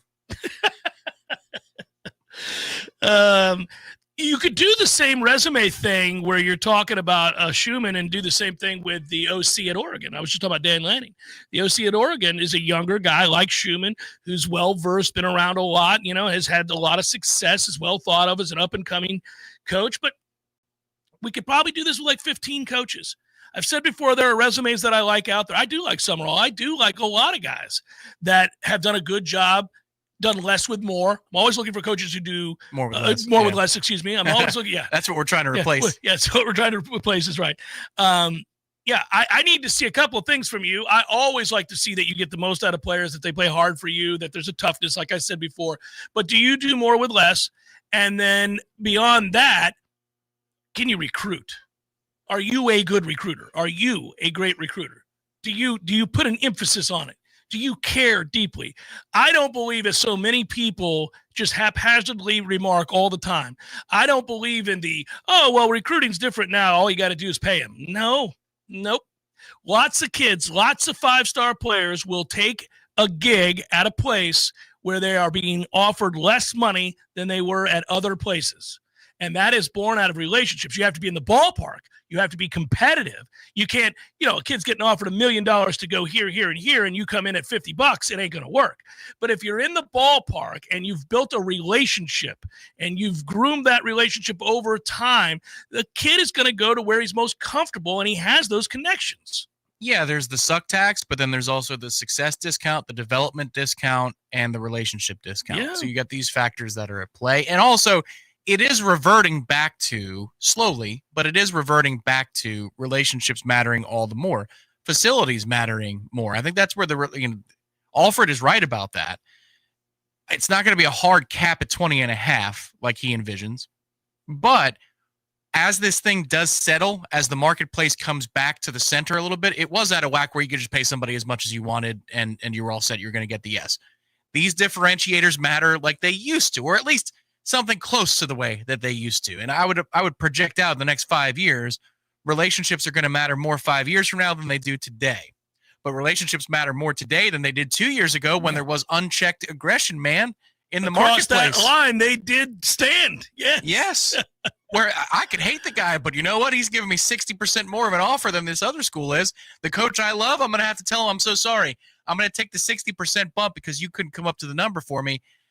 That's going to happen some, but this market is going to get regulated. So you do need to find those discounts where you can, success on the field being the biggest one. That will be the thing, and success on the field begets NFL draft status and NFL salaries. That's where Georgia's had to pay less for some of these 5 stars and 4 stars they brought in, and they can because you're going to make more money on the other side of the equation. This is what happens with successful basketball programs. They do pay a lot of money, but for years, Coach K wasn't going to have to spend more than somebody else because he was going to put that kid in a position to succeed. They were going to win games. They were going to be in a contention for a national championship most years. And your path to the NBA seemed pretty carved out. If you're a startup program trying to get to where they are, you're paying out the wazoo. You're convincing a kid to take a leap into the deep end and have implicit trust that this guy knows what he's doing. And for that risk that I'm taking, you're going to pay. Because at the very least, I need to be able to fall back on the money that I took. And I would like a down payment. Yeah, I mean, that's what that's got to be. All right, Mom, come get your ass kicking again this week. That is coming up. It's Jeff Cameron Show 93.3 Real Talk Radio, Warchant TV. Hey, it's Shannon Young with Cross Country Mortgage. If you work hard to serve our community, whether Introducing you're a teacher, Harry's Plus. Oh, I've told you about Harry's razors before. Here's a little bit of the shaving cream they sent me. Thank you. Sent to the beeper. Also, Harry's got the travel pack razor. I got the Harry's in the back bathroom. I got the Harry's for my kids. What are we talking about? Well, they're high school kids. One of them's a senior. He needed a good razor.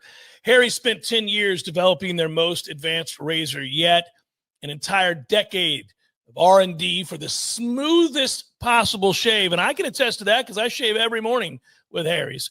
And you won't find a better blade. And I've tried all of them. Refined blade technology. I could tell you about that. I could talk to you about the quality, the barbershop quality shave. Feels like almost like a straight razor. It's unbelievable. And their razors still cost less than Gillette Fusion, which is crazy. So you get this premium shave without this exorbitant price. Risk-free trial right now. If you don't love your shave, Harry's will make it right. No questions asked. Here's what you do, guys. For a limited time, our listeners can get the Harry's Plus trial set for only $10 at harrys.com/warchant. Get you a Harry's razor. The set includes the all-new Harry's Plus razor, 1 refined 5-blade cartridge, a 2-ounce foaming shaving gel. Got that too. Yeah. And travel cover to protect your blades when you go on the road. Just head to harrys.com/warchant to claim this offer. And after you purchase, they'll ask where you heard about them. Please support this show, The Jeff Cameron Show. Support Warchant. Tell them that we sent you. That's right, harrys.com/warchant. Path to success. ISF, your vision plus our expertise brings your brilliant ideas to life. Visit ISF.com to learn more. ISF, solving the future. Sunday, November 23rd at Ruby Diamond Concert Hall, the internationally acclaimed Tallahassee Community Chorus presents Mozart's Requiem in D minor.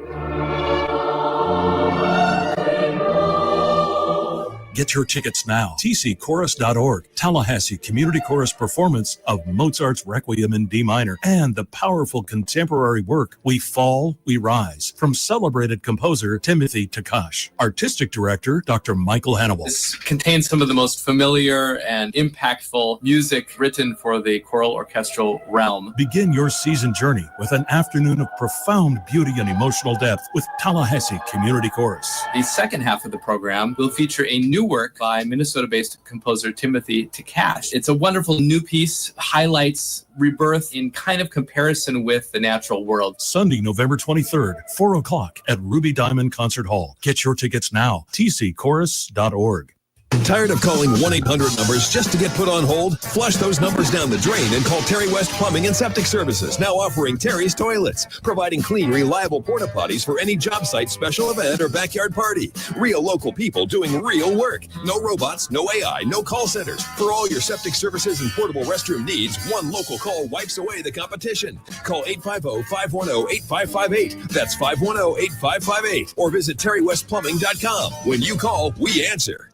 From the championship stage to coaching change and everything in between, Warchant.com remains your home for the best FSU football coverage in the business. Brutally honest columns and features, market-leading multimedia presence across video and podcast, the largest FSU fan community with a staff that combines for over 100 years of experience covering the Noles. When change comes, Warchant.com is your home for analysis from every angle. Warchant.com, your ultimate Seminole sports source. Sign up today.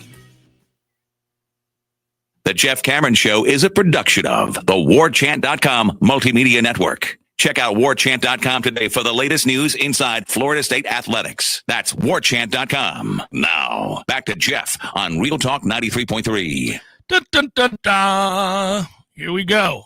It is time for me and Mom to venture forth with our wagers. We split last week in the 4 games we had different. Cue it up, good sir. And now for another edition of the Family Pick. Nick. Go to your room! Ma, the meatloaf! Take it away, Jeffrey. All right, Mama, you are 8 back still, but 2-2 last week. Your heart got the best of you when you took our Bucks to beat Buffalo at Buffalo. I allowed reason to guide the way. I got to quit doing that. I got to quit letting my heart get in the way, and it just pains me. But anyway, I do have to stop doing that because it's costing me games. Yeah, it is costing you games. Well, you get a chance again this week to make a good decision. We'll see if you do. Are you ready? Yes, we will. Yeah, well, we both lost last night, I feel sure. That Buffalo game was the craziest thing, I tell you. Well, poor Josh Allen. Yeah, you got hit 15 times, sacked 8. That'll hurt your feelings. That will. Texans hang on to their playoff dreams with that win, and so we both lost that game. Here's the slate, starting with a good one. Pittsburgh at Chicago, 1 o'clock CBS. Soldier Field, big game for both teams. I know. I took Chicago.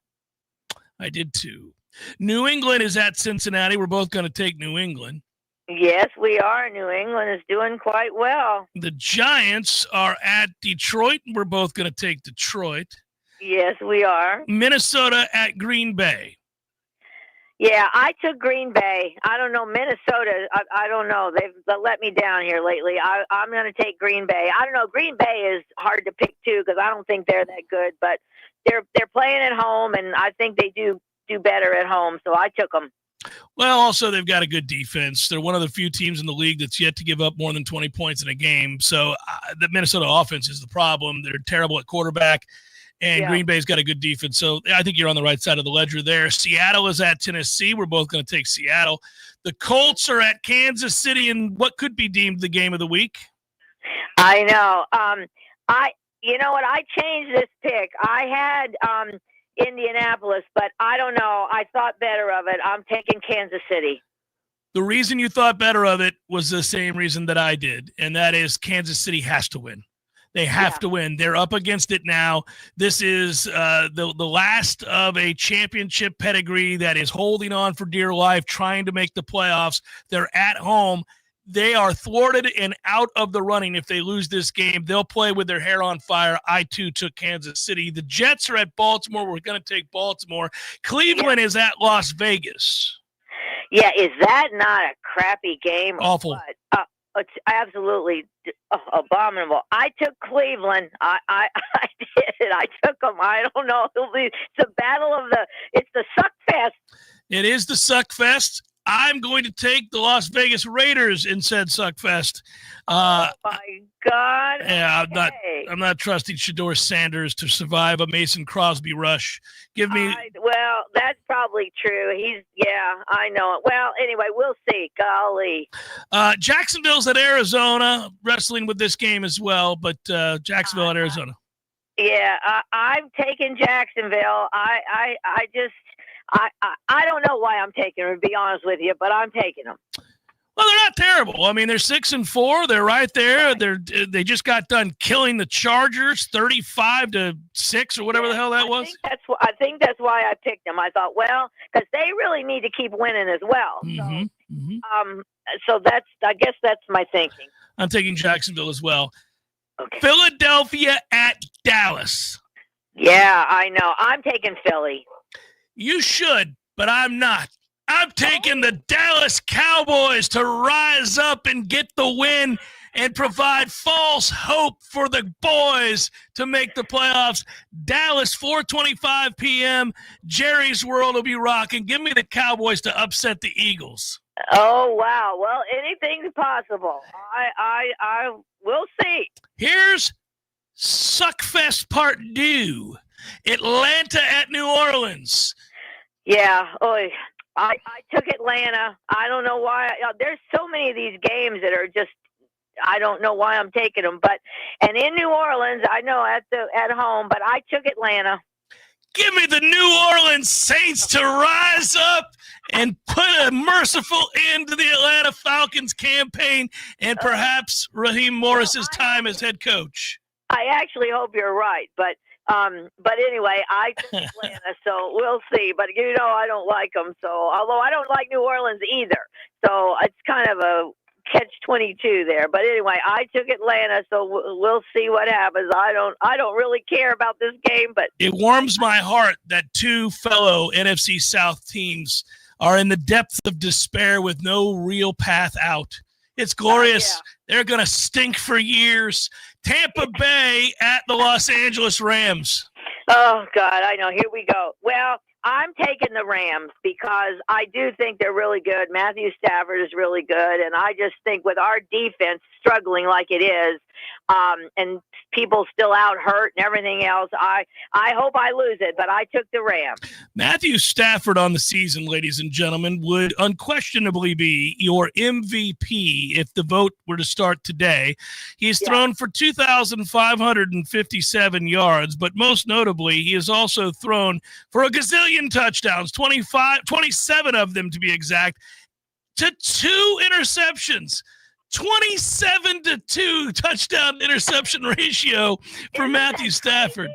Yeah, he's a bad bitch is what he is. Been around for quite some time. Yeah, he's you can argue he's the best quarterback in football. He's something to watch, and he spins it better than anybody. That's a howitzer that he has for an arm. We both are taking the Rams. And then finally, Monday Night Football. I know on the surface it doesn't sound like much, but the Carolina Panthers don't stink. They're on the road against the San Francisco 49ers. I know. I took San Fran, though. I do. I think that's a tough trip across country. You know, I always say that, and but I do think it's true. Yeah. Now, whether they, prevail or not, we'll see. But I took San Fran. I took San Fran as well. They are injury riddled, so anything's possible. But yes, I too took San Francisco to get the win at home. All right, so that's it. That's all. The games are in the coffers there. Should be fun. We got three different. You got Las Vegas. I got Cleveland. I think that's a pretty good game I think I have a chance with Cleveland, even though Shedeur Sanders, maybe I don't. Dallas, Philly. Now that's going to be a barn burner. I know. Yeah, a little old school Dallas, Philadelphia there. That's a desperate Cowboys team. I know. And then the New Orleans game in Atlanta, that is kind of funny because I remember before the season started, we were really worried about Atlanta, and us winning the division and everything. We thought Penix was going to do really good, and we thought that was going to be our big problem. Well, so far, it's not. It's true. We thought they'd be better. You had some love affair with Penix that I didn't. But yes, that's. Well, he did really good last year when they put him in there. He did all right. He wasn't this beacon of hope for Atlanta that he was going to be the best quarterback in the league or anything. But he did all right. Anyhow, I'm happy that we had found three different here. Should be fun. And yes, it should. Yeah. And now, who do you guys play this weekend? FSU. We play tonight against NC State on the road. Oh, tonight? Okay, NC State. All right. Well, it's another Friday night game for you guys. Yeah, it's nonsense, Mom. We're not a very serious program. It's embarrassing to be playing on Friday nights on the regular, but that's where we're at. I think it's kind of crazy myself. Yeah, it sucks. Anyway, good luck. Hopefully, you'll be on the winning side of the ledger. Yeah, I hope so, Mom. Love you very much. Talk to you later. All right. Love you too. Thanks a lot. Bye-bye. Bye-bye. Yeah, my mom's just not even trying to chide, but it comes across that way. Oh, that's another Friday game for you all, huh? When are you going to start playing on Wednesdays? Maybe they can send you to Toronto like they do the Jags or London. Take all your home games and disperse them across the world. Hey, you know what? If we want to beat the Dublin Knolls 3 times a year, that's fine by me. Sure. If Gene will put us up every time, I'm in. We'll find a way. Also, it's got a nice ring to it. Dublin Knolls. Well, maybe we could win there. Maybe. We didn't. We got to try again. We did not when we were there. We got to climb over there in Dublin. Yeah, I wish we were in Dublin right now. We had such a good time over there, buddy. Yeah. I could use a week in Dublin. I looked at flights for next summer. All right, I did. May is more reasonable. June, July is insane, but yeah. It's good times. Chef Cameron Show 93.3 Real Talk Radio, Warchant TV. News now. The Tallahassee Memorial Hospital has confirmed that there were 8 victims.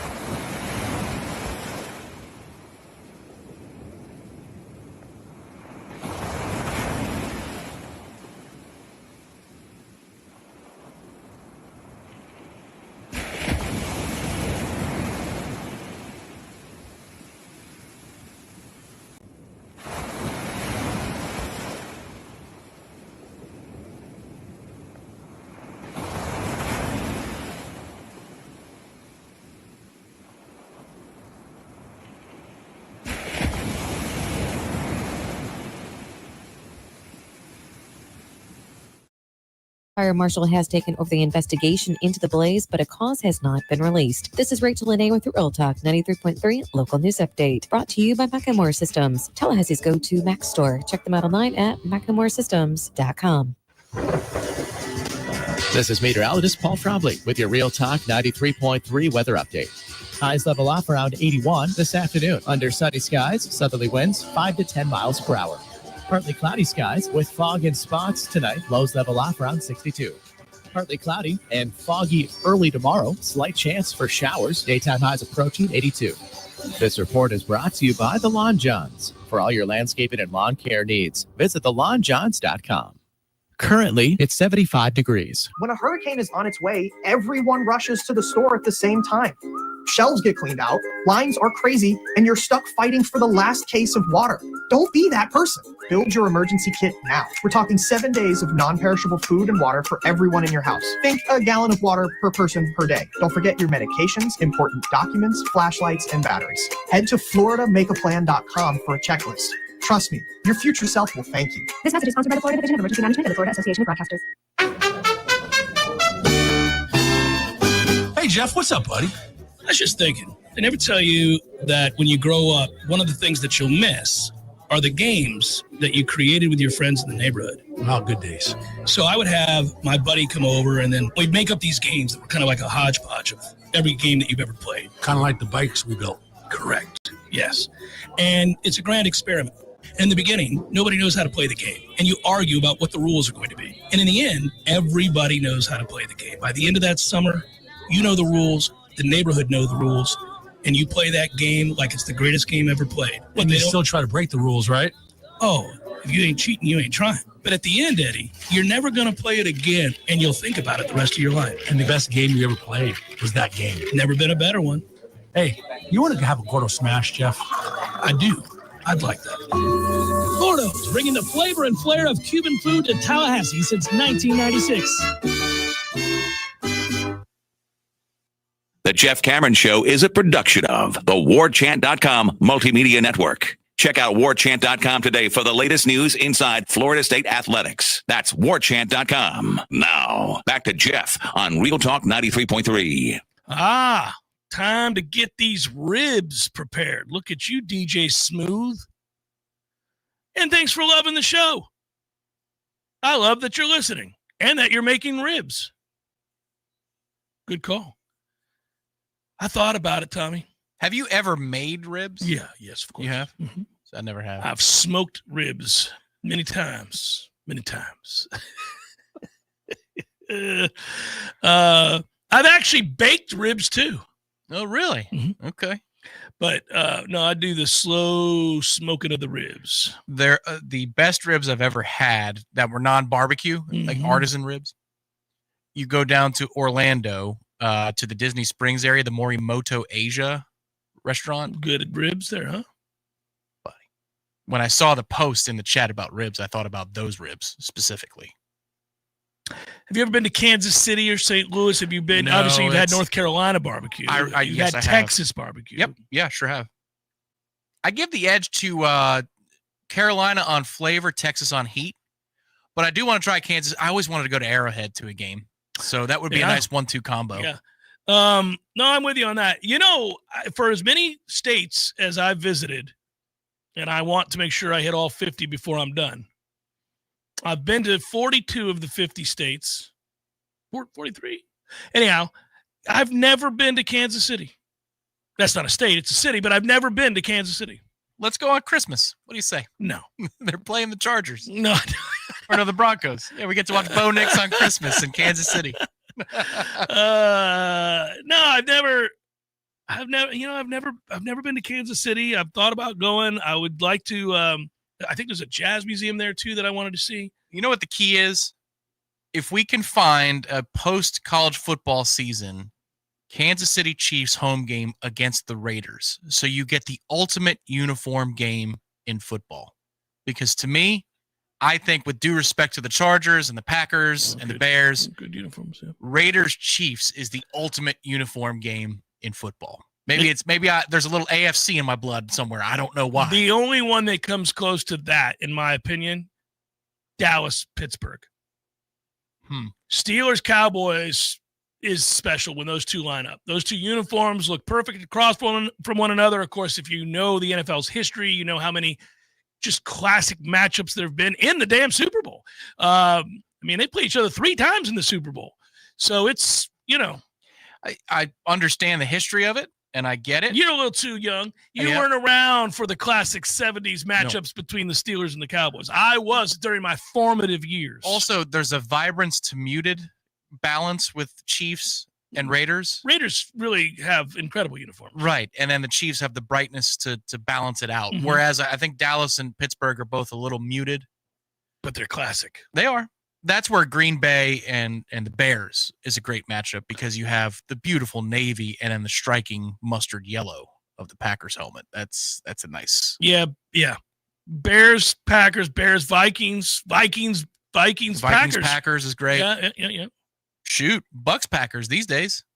It looked awesome for the NFC Championship in 2020 when we traveled up to Lambeau to play that game head-to-head. It looks much better when we go creamsicle. Creamsicle against the Packers. You're like, yes, sir. Yes, sir. Hey, that creamsicle versus Seattle 50-year anniversary. That was incredible. That might be one of the best games ever. I could just, that could be art in my house. You come in, it's just the line of scrimmage. Those two teams lined up to face one another. You saw the video that they did 50 years after the fact? They did the exact same shots as the one from 50 years ago when the two were wearing the exact same uniforms. Nice. And the same angles and everything. And I was like, oh, buddy. Yeah, bravo to both those clubs for doing that. And that game turned out to be incredible. In fact, that's the most impressive win the Bucs have this year, going on the road across the country against a very good Seattle team and winning that game. That was huge. By the way, you never know when the schedule comes out. And I know that the retort is always to say, well, screw you. You have the Falcons twice. You've got the Saints twice. Now, you can't say anything about Carolina because they're not bad. Hey, they went into Lambeau this year and won. Yes, they did. But damn it, when I say this out loud, this has been the stretch of games the Bucs are on right now. Eagles at the Seahawks, 49ers at the Lions. You got a respite with the Saints. Patriots at Buffalo. The Rams this Sunday. Yeah. Man, go to hell, NFL. What are we doing out here? That's ridiculous. The schedule was not easy. That's why. Eagles, Seahawks, 49ers, Lions, Patriots, Bills, Rams. F off with all that. That's why going back-to-back with 49ers Rams wins was just, that was monumental for Tampa. Oh, Seahawks, 49ers. What did I say? You said Rams. Rams. Yeah, we're going to get housed by the Rams. Probably. I don't think that bodes well. You know what? The NFL gives you an inexplicable game once a year. This is for each team. You play a game, you go, what? This would be that one for us. It's 8:20 p.m. on Peacock. Oh, man. So we'll go to 6-5. Everybody will be flipping out. And then I'm going to be like, all right, let's just chill out. We got the Cardinals, the Saints, the Falcons coming up. Panthers, Dolphins, Panthers. Yeah, you don't want to be facing Panthers, Dolphins, Panthers having suffered a setback in one of those other places. Because suddenly what looked like 3-0 about a month ago, you go, I would take 2-1 right now in that stretch. So let's not lose to the Cardinals. Let's not lose to New Orleans. I think we'll split with Carolina, by the way, as we sit here today. Yeah. And then the Dolphins are trying really hard. So let's not sleepwalk through that game. Dolphins are weird as hell. Rise up and dominate somebody who's actually pretty good. That's and then turn around and get housed by somebody who's terrible. They got blown out by Cleveland. You kick off with the Dolphins, though. You say to yourself, all right, not today, Dolphins. Yeah. You don't need to be showing your ass out here today, Miami. We need more of the dolls and less of the fins. Well, the Dolphins fans agree with you. They're like, no, stop butchering our draft choice. With the 13th pick. Yeah, no, 16th pick. Yeah, oh, yeah. Every time you see them play, you're like, all right, really? We're going to fool around and win 7 games and have the 17th pick in the draft? That's not what you do. The slate this weekend for the NFL, and we were talking about this yesterday, Colts, Chiefs, awesome. Yep. There is a level of really intriguing to Steelers, Bears. Oh, yes. Yeah, that's the one. No safety net for either of those teams. That's right. Vikings, Packers, classic rivalry. Vikings last stand. Don't think they're going to compete. They're not good at quarterback. Philadelphia, Dallas is going to be good. I know on paper we think that Bucs Rams should be. I just don't see it. I think the Rams are going to win convincingly. It could be good. We'll see. The one thing that I will say, the Rams had three. Well, and the Rams had 3 starters announced as being out. Oh, well, tragic indeed. Other teams have injuries? I mean, good God. I know there's a few out there that have had myriad injuries, but the Bucs have just been. Well, you and I were talking this morning, and I'm telling you, I'm calling BS on the Tampa Bay Buccaneer organization. I'm not buying it. I think Godwin's done. I think his career's over. And I want to be wrong because I love me some Chris Godwin. But what is this nonsense? They were like, oh, he should be back. He's good to go. He comes out for an hour. He sucks in the hour that he's out there, drops everything, can't run a route, looks slow. And then he's been out ever since. Well, we had a cup of coffee and we're done for the year? Whoa. What's the injury? Did he shatter his femur and they not?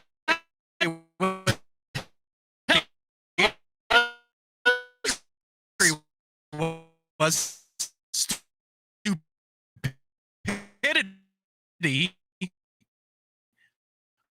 on Monday Night Football. That's what the injury is. Well, that goes all the way back. Yeah. It was one of the league's better players. It was a defensive player. They're down 27 points. He's like the best defender they have. He's a all-pro. And there's like 2 minutes and 32 seconds left, and he made the tackle. And the only reason I thought of it is because I heard the announcer say who made the tackle, and I went, what is he doing on the field? And I almost called you. I'm like, it ain't just us. Well, that's correct. The oven was preheated for me on this particular issue last year because when we were destroying Washington in week 1, Winfield got hurt. Yeah. The game, it was fourth quarter. The game is over. I know, man. God almighty. The NFL doesn't do that. They don't do it. I mean, I don't remember the last time that I'm watching a game and somebody's up, 28-7, 4 minutes to play, and the announcer says, looks like they're going to pull their – it doesn't happen. They're out there. Like, you watch a game like that, and all of a sudden you're like, well, there's Micah Parsons still out there, inexplicably. Yep. They don't do it. It's one thing I would change. Better clock management, timeout management, and I get my dudes off the field. Yeah. We live to fight another play. Especially you're going to keep adding games 17, 18. I mean, what are we doing? Getting these guys off the field. That's what we're doing. Yeah. They would love Coach Lang in Tampa. Guys, get a big lead. You're off for the fourth quarter. That would work till the first time you blew a 19-point lead the way the Jags did against the Texans earlier this year. No, well, we're going to have a 3-light system, green, red, and yellow, okay? So green, you're playing. Yellow, you're on the sidelines, but stay loose. Stay on the bike. Yeah. And then the red means, buddy, we have blown their ass out It's or over. we're getting blown out, and you can call it a day. Yeah. Take your shoulder pads off just like it's a preseason game. Go for it. Head of the locker room. I don't really care. We got the traffic light system. That's what we got here in Tampa. Tonight, what do you think is more likely? The Noles lose another road game. All right, what do you think is more likely? Florida State loses yet another road game. The way they have each and every road game for 2 years. Or they blow NC State out. Define the margin of victory for a blowout, please. 21 or more. Can you use the term blowout in a sentence? 21 or more? No. Florida State. It's more likely that they lose and they win by 21 or more. Now, I can be had a lesser number. Yeah, 17.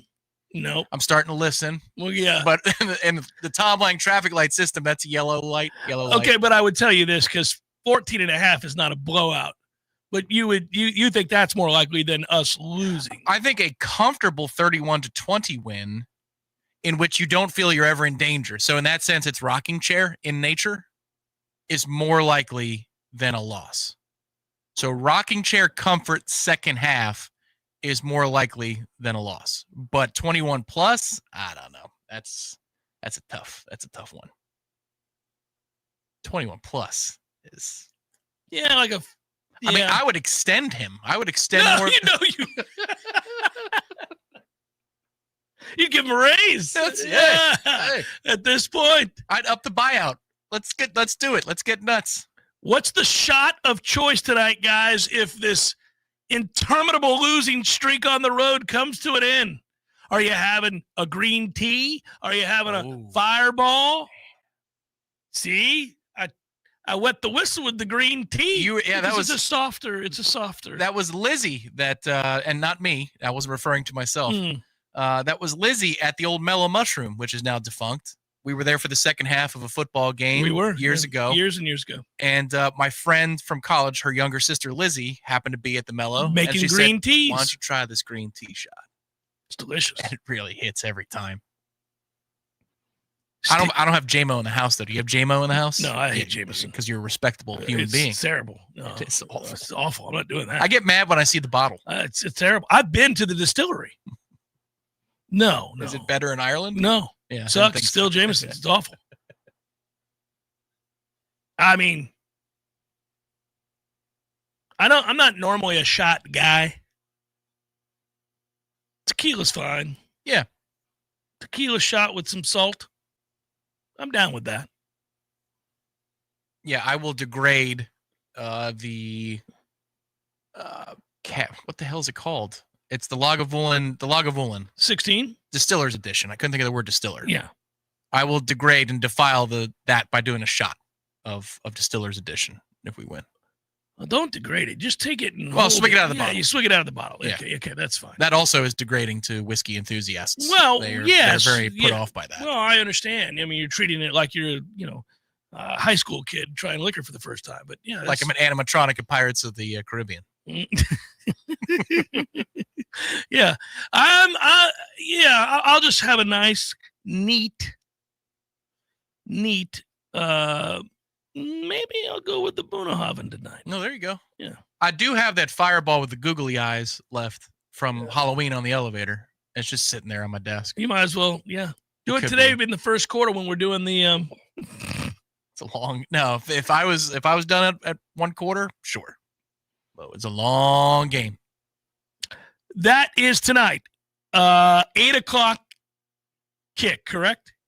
I don't know why all this week I wasn't even thinking about the time. We will do the watch along. That's why we converted to the watch along. If it was 7:00, post game all day. Yeah. But 8 p.m. watch along it is. I will be watching on the 100-incher. I'll have my laptop ready to go, Tommy.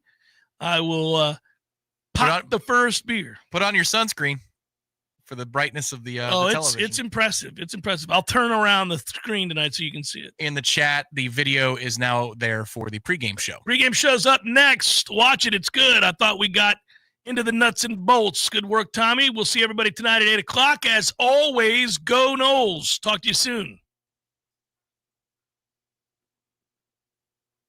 Hey, let me tell you about my friends at